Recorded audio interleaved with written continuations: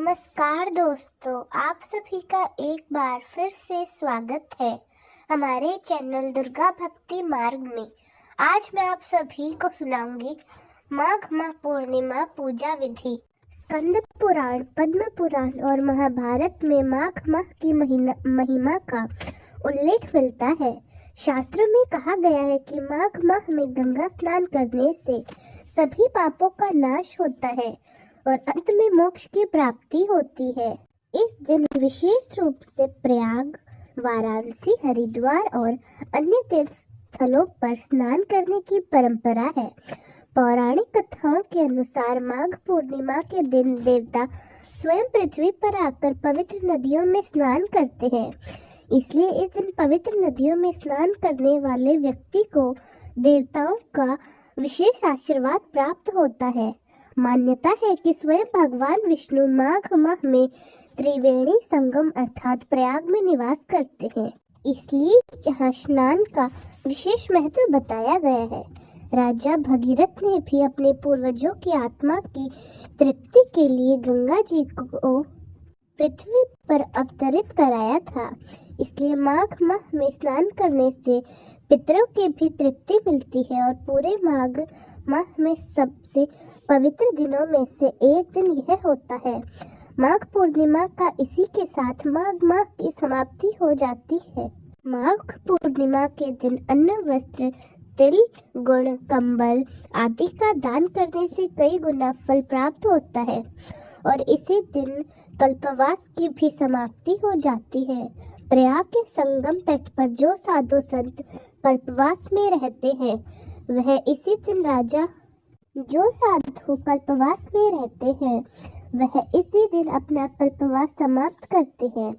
तो आज के इस वीडियो में मैं आप सभी को बताऊंगी इस बार माघ पूर्णिमा का यह व्रत किस दिन रखा जाएगा, क्योंकि माघ पूर्णिमा के शुभ अवसर पर श्री सत्यनारायण भगवान की कथा का पाठ भी किया जाता है।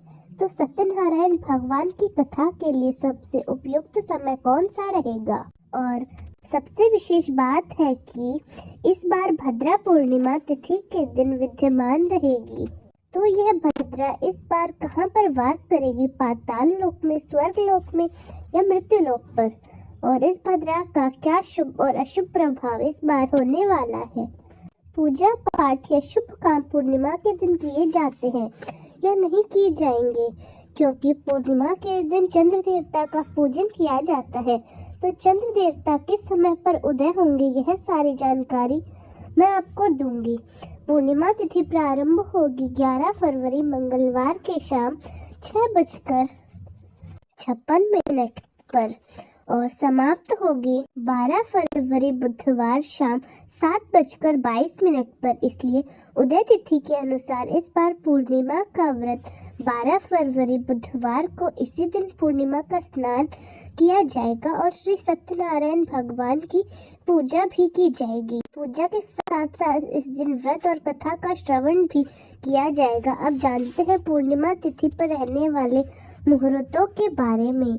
पूजा के शुभ मुहूर्त इस दिन रहेंगे, जिसमें प्रातः काल पूजा का मुहूर्त सुबह 5:45 से सुबह 7:02 तक रहेगा। संध्या काल की पूजा का शुभ मुहूर्त शाम 6:09 से शाम 7:26 तक रहेगा। इसके अलावा गौखुली मुहूर्त में दीपदान करना चाहिए, पूजा करनी चाहिए, गौशाला में दीपदान करना चाहिए। तो गोधूली मुहूर्त रहेगा शाम 6:07 से शाम 6:32 तक। चंद्रोदय का समय रहेगा शाम 6:14 पर। इस समय के बाद आप कभी भी चंद्र देवता को अर्घ देकर व्रत खोल सकते हैं। 12 फरवरी बुधवार को सूर्योदय का समय रहेगा। सूर्यास्त का समय होगा शाम 6:01 पर। ब्रह्म मुहूर्त का समय इस दिन रहेगा सुबह 5:28 से 6:16 तक।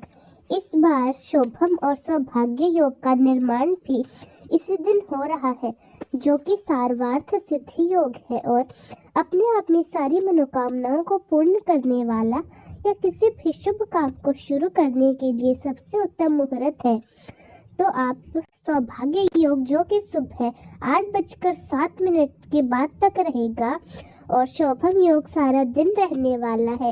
इन योगों में कोई नए काम की शुरुआत कर सकते हैं, लेकिन ध्यान रखिए इस बार पूर्णिमा तिथि पर कुछ देर के लिए भद्रा भी है और भद्रा प्रारंभ होगी 11 फरवरी मंगलवार शाम 6:55 से बुधवार यानी 12 फरवरी को सुबह 7:05 तक भद्रा काल की समाप्ति होगी। और इस पर क्योंकि भद्रा का आवास धरती लोक में यानी मृत्यु लोक पर रहेगा, अगर भद्रा का आवास धरती लोक पर होता है तो वह धरती के प्राणियों के लिए अशुभ फल देने वाला होता है और इस तरह भद्रा के समय में कोई भी शुभ काम नहीं करना चाहिए, भद्रा का त्याग करना चाहिए। इस दिन राहु काल का समय दोपहर 12 बजे से 1:30 बजे तक रहेगा। राहु काल को भी अशुभ मुहूर्तों में गिना जाता है।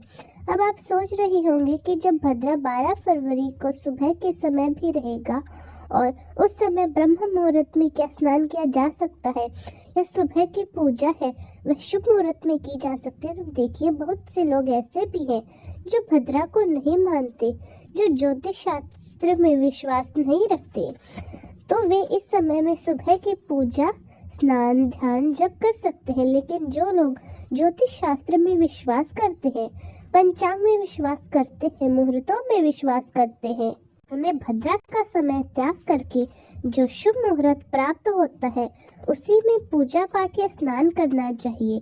सुबह पूर्णिमा के दिन पवित्र नदी के जल से स्नान करने के बाद सूर्य देवता को जल अर्घ देकर मंदिर की साफ सफाई करके गंगा जल का छिड़काव करके हाथ में गंगा जल पुष्प और अक्षत लेकर व्रत रखने का संकल्प लेना चाहिए।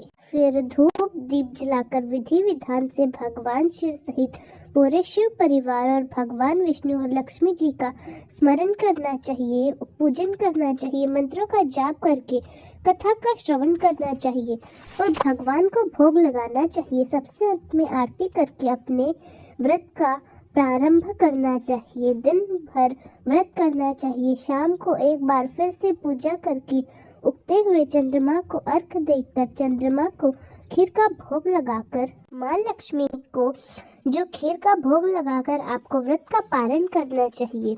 पूर्णिमा के दिन आप अपनी सामर्थ्य के अनुसार कुछ न कुछ दान अवश्य दें और यदि इस दिन आप विशेष कृपा भगवान की चाहते हैं तो शाम के समय दीप दान करें। अपने घर के मुख्य द्वार पर और उत्तर दिशा की तरफ मुंह करके माँ लक्ष्मी का आवाहन करके एक दीपक जरूर जलाएं। पीपल के पेड़ के नीचे एक दीपक जरूर जलाएं। तुलसी के पौधे के नीचे एक दीपक जलाकर अपने घर की सुख समृद्धि की कामना करने के लिए प्रार्थना करें। भगवान विष्णु को भोग में तुलसी के दल और पंचामृत का भोग अवश्य लगाएं। श्री सत्यनारायण भगवान की कथा का पाठ दोपहर के समय करें। अभिजीत मुहूर्त में या फिर जो मुहूर्त आपको बताया जाता है उस मुहूर्त में आप श्री सत्यनारायण भगवान की कथा का पाठ करें। पंजीरी का भोग भगवान को अवश्य लगाएं और प्रसाद रूप में सभी में बांटें। इस तरह से पूर्णिमा के दिन जो पूजा की जाती है और अपना व्रत रखा जाता है, पूर्णिमा तिथि पर बहुत से लोग पीपल के पेड़ की 108 परिक्रमा करते हैं। कच्चा सूत या कलावा लेकर या फिर कुछ भी खाने योग्य और प्रसाद में बांटने योग्य सामग्री जैसे चना, मुनक्का, मूंगफली के दाने या फिर सुपारी आदि लेकर आपको पीपल की परिक्रमा करनी चाहिए। पूर्णिमा तिथि सबसे पवित्र दिनों में से एक होती है, इसलिए इस दिन किसी तरह से किसी का भी गलत आचरण नहीं करना चाहिए। नाखून, बाल इत्यादि नहीं काटने चाहिए। लहसुन, प्याज या मांसाहार का या नशे आदि का सेवन नहीं करना चाहिए।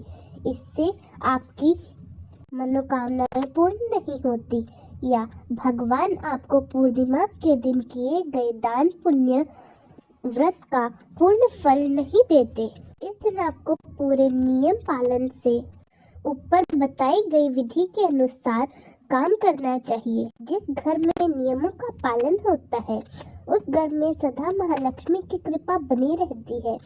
तो दोस्तों, कैसी लगी आपको हमारी आज की वीडियो? कमेंट्स में ज़रूर बताएं। धन्यवाद।